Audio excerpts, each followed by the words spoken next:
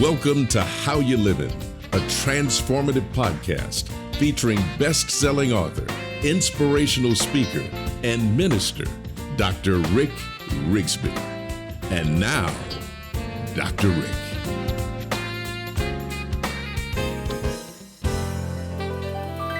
Hello, friends. Thank you so much for joining me today. I want to talk to you about momentum, specifically generating forward momentum by eliminating a lot of those enemies to forward progress. Simply defined, momentum, mass in motion, and the velocity generated.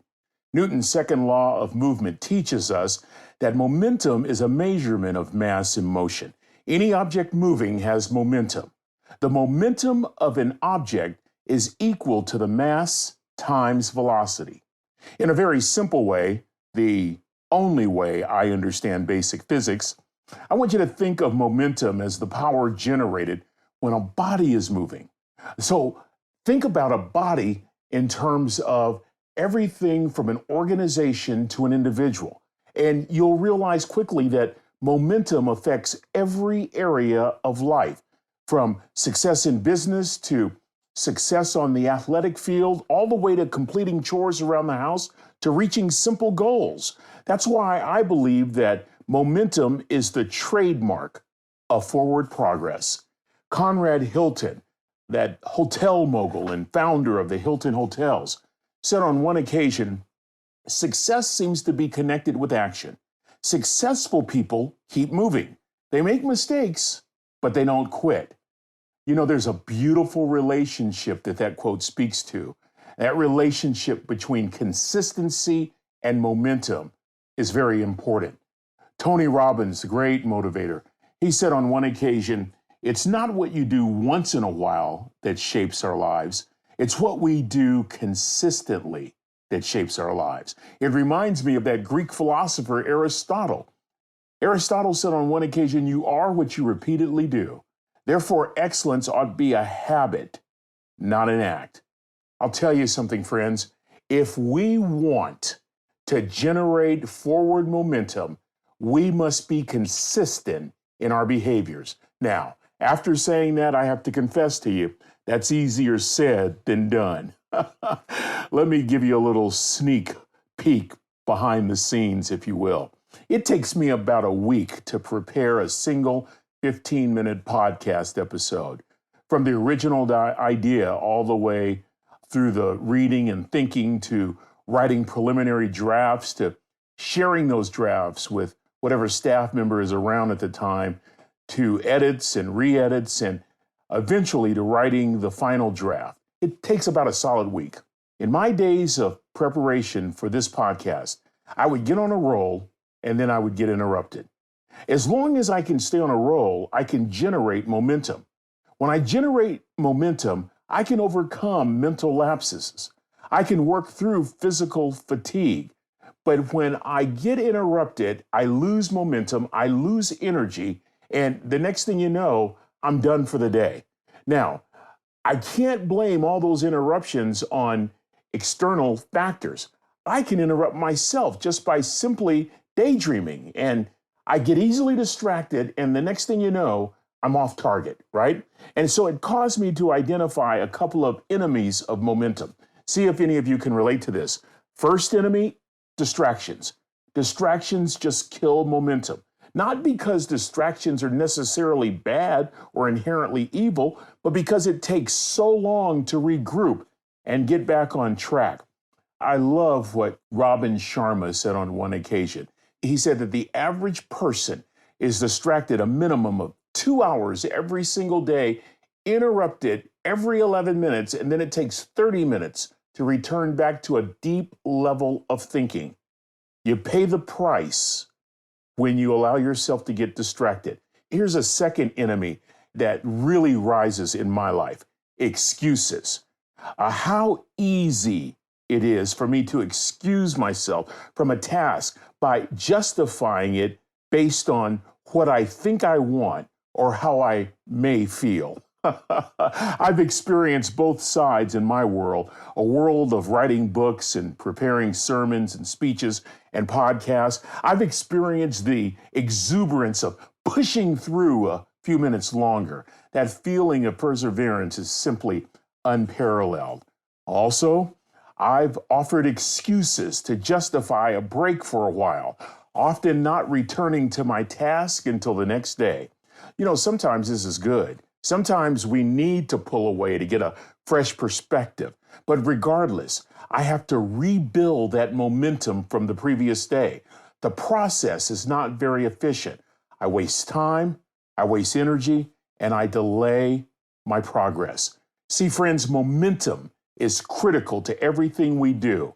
Michael McQueen is a fantastic business consultant, and he speaks about how we can generate momentum.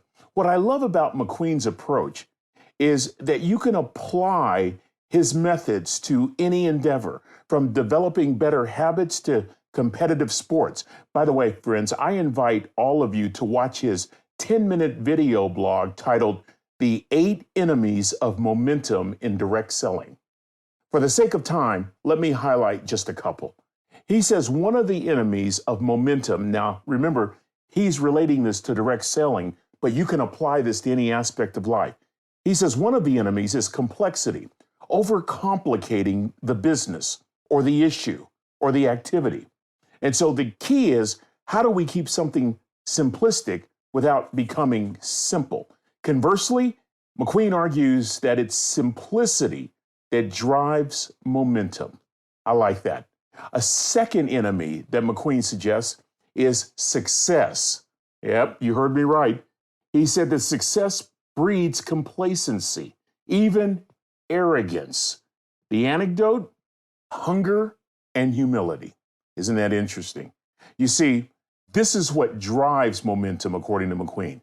When we're humble, he says humility creates this mindset that we always have more to learn. Hunger creates this mindset that suggests that there is always room to grow. And let me just give you one last enemy that McQueen suggests: friction. It says friction in an organization, friction in a family. Friction will always slow things down. It's the stuff that causes confusion and frustration. And the antidote against friction: empathy, putting yourself in someone else's shoes. Friends, please try to check out The 8 Enemies of Momentum in Direct Selling by Michael McQueen. It's got some great tools for us to practice.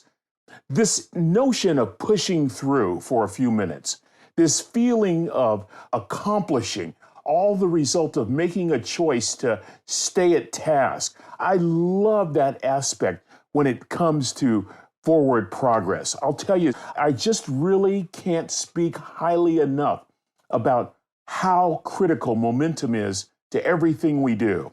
I was privileged to serve legendary college football coach R.C. Slocum at Texas A&M University. I began as his chaplain, and then he created a position for me called Life Skills Coordinator. I was actually a life skills coach, and he hired me because he convinced me that his legacy would not be based on his winning percentage. No, his legacy would be based on how his players turned out in life. He said, "Rick, I've got coaches for my running backs and quarterbacks and linemen and receivers. I've got coaches for my linebackers and my corners and my safeties and the members of the special teams, but I don't have anybody who is assigned specifically to teaching these young men essential life skills." So I spent years on his coaching staff. It was the experience of a lifetime, and I bring all that up to tell you this. The one thing that got under Coach Slocum's skin, perhaps more than anything else during a game, as a matter of fact, it angered every single assistant coach. It was when a mental lapse on the part of a player produced a personal foul. Watch this. The entire team was penalized, not just the player, but the entire team. That penalty often resulted in a loss of down and a loss of field position. Momentum was lost. If momentum is critical in football, and it is, just imagine that sideline greeting that awaited that particular player when you've caused the entire team to lose field position and suffer a deficit when it comes to momentum. Years ago, I came across a study from Harvard Business Review. I find this fascinating. Harvard Business Review studied a lot of knowledge-based employees, wanted to ask one question: what generates the highest degree of employee satisfaction? To my surprise, it wasn't bonuses or salaries or incentives, it wasn't vacations, it wasn't clear direction. The number one choice was when the employee sensed forward progress was taking place: momentum. When evaluating leaders, what is it that stops forward progress? That was the question that Harvard Business Review went back to that same study group and asked. They told them, look at the behaviors of the leaders above you and ask, what behaviors will stop forward momentum? Are you ready for this? Number one, indecision. Number two, withholding resources for no apparent reason. And number three, a self-righteous attitude. Oh man. Friends, let's examine some of these enemies from all of our sources today. Let's just review them briefly. The enemies of momentum: distractions, excuses, complexity, success, friction, indecision, withholding resources for no apparent reason, and a self-righteous, arrogant attitude. I want to decrease these variables. And if you, like me, feel overwhelmed by where do I begin, just start with one. Just focus on one. I'm currently working on minimizing distractions. Trust me, it is a full-time job. It's a challenge, and as I said earlier, not just from external interruptions, but distractions that I create. I can be my worst enemy. I can be writing and working on a chapter. Going strong, 45, 50 minutes without a break.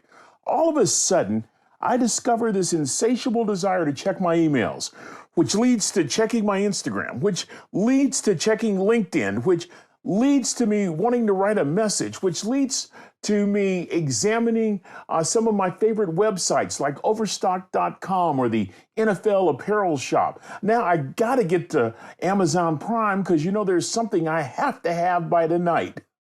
Do you get it? Can anybody relate? I've heard it said that it takes a leader to create the momentum, a vision to direct the momentum, massive action to build the momentum, and discipline to sustain the momentum. When I lose energy, when I lose focus, I lose momentum. The key is developing the kind of discipline that will lead to the kind of consistency needed to sustain forward progress. That's why I really like this very nice, gentle reminder from American actress Peg Wood, who said on one occasion, "Commitment is the igniter of momentum." Think on these things for a few days, friends, and I hope and trust you'll be so encouraged to stay committed, to stay the course, to grow your discipline, to grow your consistency.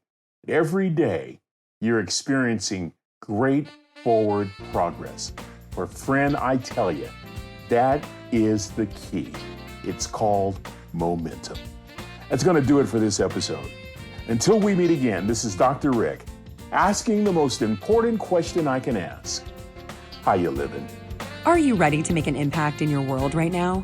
Do you want to stop existing and start living your best life right now?